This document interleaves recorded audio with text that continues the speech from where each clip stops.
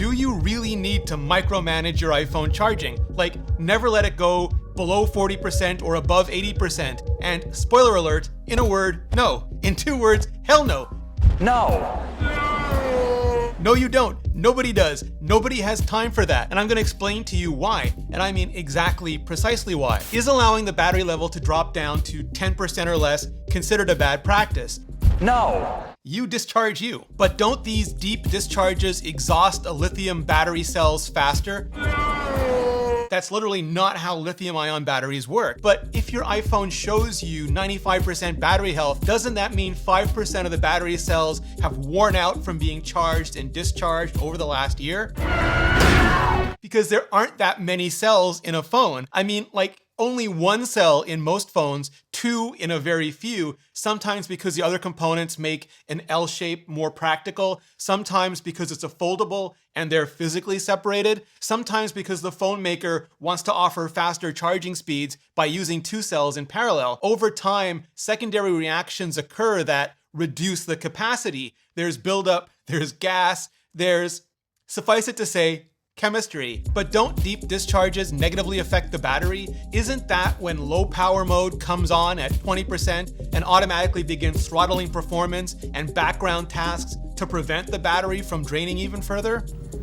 No! It tries to prevent the battery from draining, not to protect the battery, but to protect our ability to keep using that battery for as long as possible, to give us the absolute most we can get from that 20% until it's convenient to get to a charger, be that at 19% or 2% or whatever. So you really, truly don't have to worry about getting your iPhone back on its charger by the time it reaches 30 or 40%. No! But if you personally feel anxiety over having a low battery, or you know you need to go somewhere later and you'll be using your phone for a lot of photos or videos or gaming or whatever, and you'll need a decent charge to do all those things, then by all means be preemptive about it, charge away. Okay, but what about optimized battery charging for the iPhone where it'll wait to charge past 80% until it knows you're ready to use it based on your charging routine?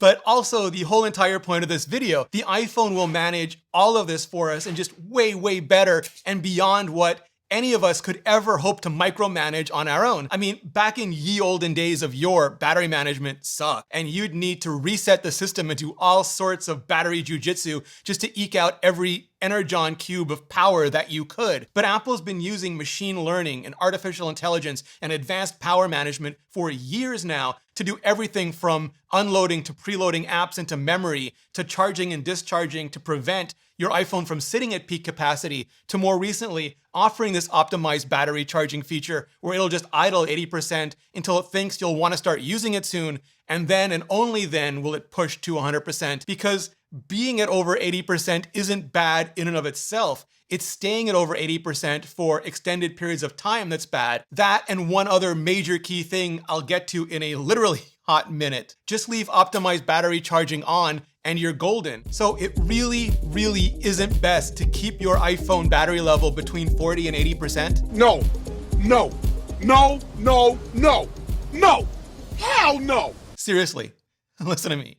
Charge your iPhone when you want or need to, and take it off the charger when you want or need to, and just let the charging take care of itself. Well, what about fast chargers or wireless chargers? Don't they degrade batteries faster?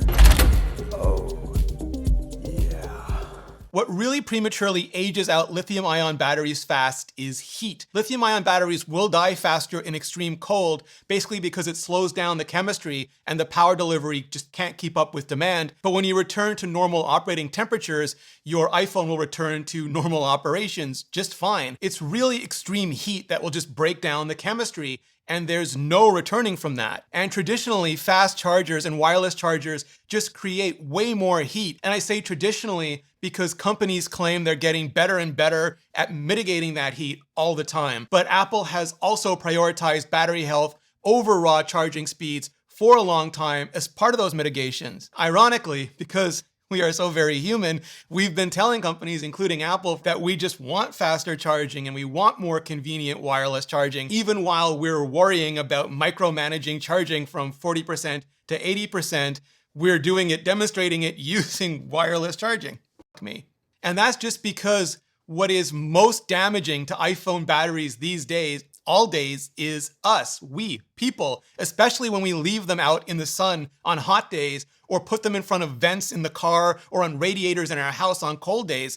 And they'll gate by cutting brightness and flashing warnings and even shutting down if they get way too hot, but they'll be prematurely aging the whole entire time that process is happening anyway. And like fast charging and wireless charging, we seem to spend exactly 0% of our time thinking about that. So yes, instead of wasting precious minutes of your life micromanaging your charging, stressing that you start your day with only 80% battery and then panicking to plug it back in before you drop below 40%, or Lords of Cobalt protect us 20%, just don't leave your iPhone out in the heat or on hot things, and you'll do way, way less damage in the long run and have way, way less stress in the meantime. And please feel free to share this video with absolutely all of your friends, family, and colleagues, or any of my other explainers like this one on force-killing apps. I'll leave links in the description right below the like button. And to make all of these AI and ML systems even better for all of us, from algorithms to neural networks, or to learn all about how all of this works so you can one day work on all of it, start with today's sponsor, Brilliant.